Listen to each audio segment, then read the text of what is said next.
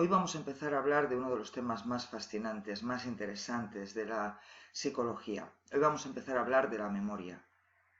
La memoria es un tema que ha sido tratado desde muy antiguo. Lo podemos ver en la filosofía. Ya Platón hablaba de la reminiscencia, que es una forma de memoria, y trató sobre ello en profundidad. Y en la literatura, muchas novelas, muchos poemas tratan de cómo recordamos, de cómo lo que recordamos nos hace ser lo que somos, es fundamental para nuestra identidad. Muchas obras literarias o filosóficas son estudios sobre la memoria.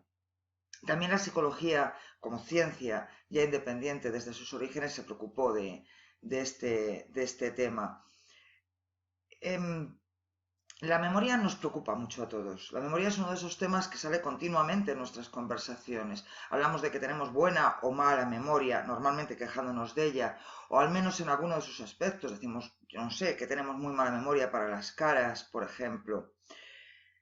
Nos preocupa porque no es tan buena como queremos, porque notamos que la perdemos en algunos momentos, con la edad, por ejemplo, porque vemos los efectos devastadores que tiene para las personas cuando sufren una amnesia grave o cuando realmente esta función psicológica se deteriora por culpa de la edad o de enfermedades tan terribles como el Alzheimer. En esos casos podemos ver que las personas pierden, incluso llegan a perder su identidad, llegan a perder la noción de lo que son, de lo que han sido, pierden sus aprendizajes y eso nos aterroriza. También nos fascina la capacidad de recordar que tenemos en muchas ocasiones. Cliff Werin era un músico de talento indiscutible. Era un experto en música antigua con un montón de libros publicados, era director del Coro Mayor de Londres, un destacado cantante, es decir, una persona con una sólida formación musical y con un sólido prestigio profesional en su campo. En 1985, Cliff sufrió una infección por herpes, algo que normalmente no tiene mayor importancia, pero que en su caso se complicó y terminó provocándole una encefalitis muy grave, una encefalitis, es decir, una inflamación en el cerebro. Esta enfermedad le produjo grandes daños cerebrales, de los cuales se recuperó, pero solo en parte. Aunque recuperó algunas de sus funciones intelectuales, su memoria quedó muy gravemente dañada y por lo tanto sufre desde entonces una muy grave amnesia. Desde entonces tiene que vivir en un hospital porque necesita una atención constante, un cuidado constante. No puede valerse por sí mismo. Él interpreta esta falta de memoria como que acaba de recuperar la consciencia, como que ha estado inconsciente y entonces se acaba de despertar y por lo tanto obviamente no recuerda nada de lo que ha pasado anteriormente. Entonces una reconstrucción que él necesita para darle sentido a una vida en la que no puede realmente aferrarse a un pasado. Bueno, Cliff Warren sabe cosas, no ha perdido totalmente sus recuerdos. Por ejemplo, sabe quién es él y conoce a grandes rasgos su vida, incluso los recuerdos más antiguos, pero los detalles aparecen difuminados. Por ejemplo, él sabe que ha estado 4 años en la Universidad de Cambridge, pero no es capaz de reconocer una fotografía de su universidad. Puede recordar, aunque vagamente, algunos aspectos importantes de su vida, algunos acontecimientos, como por ejemplo una representación del Mesías de Händel que él dirigió con instrumentos de época, algo realmente especial para él. La recuerda, pero de manera difusa, de manera vaga. También sabe que ha escrito libros, pero no recuerda su contenido. No sé quién es el autor de Romeo y Julieta, por ejemplo. Se casó 2 veces, pero no acaba de recordarlo, aunque a su segunda mujer la recibe con muchísimo afecto cada vez que la ve, como si hiciera muchísimo tiempo que no estuviera con ella, porque de hecho eso es lo que sucede. Aunque haya estado con su mujer un rato antes o un día antes, él no lo recuerda, por lo tanto cada vez la recibe pues como que fuera un acontecimiento.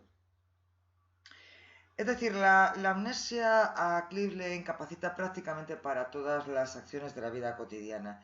no puede leer un libro porque es incapaz de recordar la trama una vez que lleva un par de párrafos leídos. No puede ver un programa de televisión por lo mismo, porque no es capaz de aguantar 20 minutos, y mucho menos una hora, que puede durar la trama de un capítulo, de una serie, por ejemplo.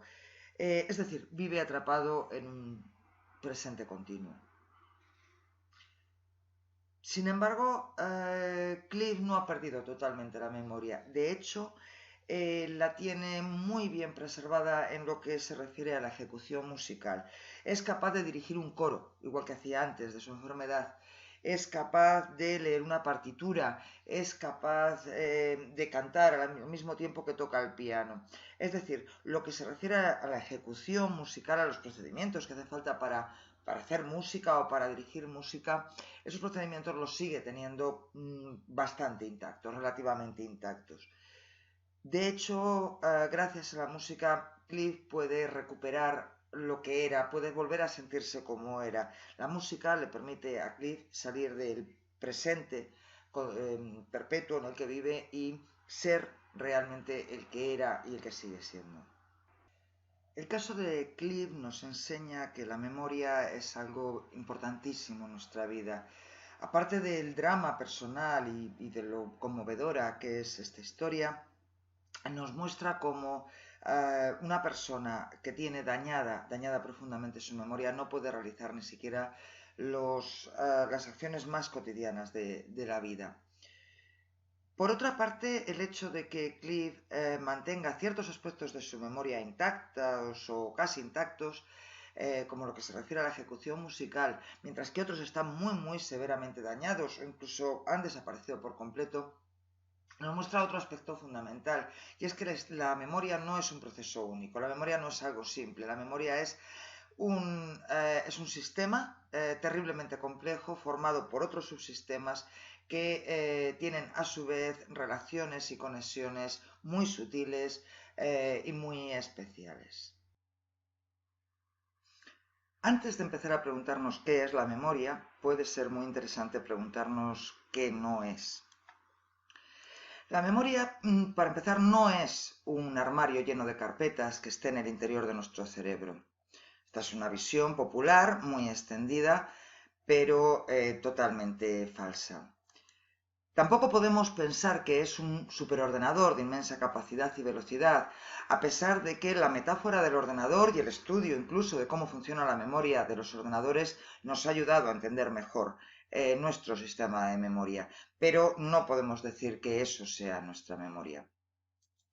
Por último, tampoco es algo localizado en un lugar concreto del cerebro. Sí que hay sitios especialmente importantes, como por ejemplo el hipocampo, pero vamos a ver que la memoria es algo que está distribuido por todo el cerebro, que no consiste en un lugar, sino más bien en una red. Entonces, ¿qué es la memoria? Para empezar, podemos decir que la memoria es un proceso en el que muchas partes del cerebro actúan conjuntamente. Es verdad que hay zonas del cerebro que tienen una especial importancia, como el hipocampo. El hipocampus, fundamentalmente, hablaremos de él, o el lóbulo temporal medio, pero todo el cerebro está implicado en la memoria. Además, podemos ver la memoria como una red compleja en la que los hilos son como los distintos elementos de un recuerdo, y estos hilos, estos elementos se unen en nodos para formar un recuerdo completo. Como veremos, almacenamos de manera diferente y en sitios diferentes, por ejemplo, el recuerdo del sabor de los alimentos, de lo que comimos en una cena, el recuerdo de la música que estaba sonando, los recuerdos visuales de nuestros amigos con los que estábamos. Todo eso se almacena de manera diferente y sin embargo es capaz de reconstruirlo, de reconstruirse a partir de nodos que se activan. Por último, podemos decir que no es un proceso único en absoluto, sino que intervienen distintos tipos de memoria. Les vamos a estudiar, les vamos a ver con detenimiento como la memoria sensorial, la memoria a corto plazo, la memoria a largo plazo, incluso subdivisiones de estas. Después de esta introducción, podemos intentar dar una definición de memoria. En general, podemos decir que la memoria es la capacidad de adquirir, de codificar, almacenar y recuperar información y experiencias pasadas para influir en el comportamiento actual. Este último aspecto es importante porque si la memoria es tan fundamental para nosotros, no es solo por lo que fuimos, sino porque nos permite ser lo que somos ahora en el presente. En este sentido, la memoria está muy ligada con el aprendizaje. Aprendemos de experiencias previas, pero ese aprendizaje no se queda ahí, en el pasado, sino que esas experiencias nos influyen en la actualidad. Memoria y aprendizaje son dos conceptos íntimamente ligados, diferentes pero íntimamente ligados. Por un lado, la memoria se alimenta del aprendizaje. Si no tuviéramos aprendizaje no habría nada que recordar. Pero al mismo tiempo también la memoria es fundamental para el aprendizaje porque nos da el marco a partir del cual poder avanzar en ese aprendizaje. Si podemos aprender algo es porque sabemos algo previamente. Como mínimo sabemos quiénes somos, tenemos autoconciencia, sabemos aspectos básicos de nuestra vida, hemos aprendido cosas tan importantes como el lenguaje o cómo a movernos en nuestra realidad. Sin todo eso, sin ese fundamento, no podríamos nunca aprender nada nuevo. Por otra parte, en términos neurológicos, podemos decir que la memoria es un conjunto de conexiones neuronales codificadas, de modo que neuronas que participaron en una misma experiencia original se disparan al mismo tiempo. Efectivamente, cuando tenemos cualquier tipo de experiencia, hay distintas neuronas de distintas zonas del cerebro, por ejemplo, del córtex visual, del córtex auditivo, que se disparan al mismo tiempo. Bien, esas neuronas que se han disparado forman una conexión que, si se dan las condiciones adecuadas, se refuerza y nos permite que se disparen también al mismo tiempo posteriormente.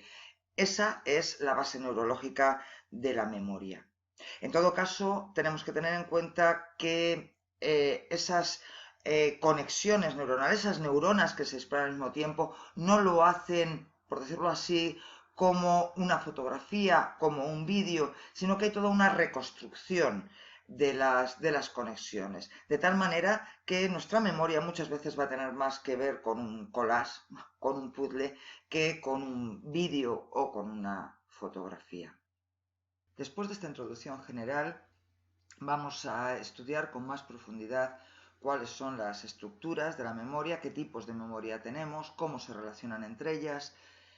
A continuación también veremos el funcionamiento de la memoria, cómo se producen los procesos de almacenamiento, de codificación, de recuperación y por último también estudiaremos algunos de los problemas que aquejan a la memoria, tanto problemas triviales como otros mucho más dramáticos, mucho más serios, como por ejemplo las amnesias.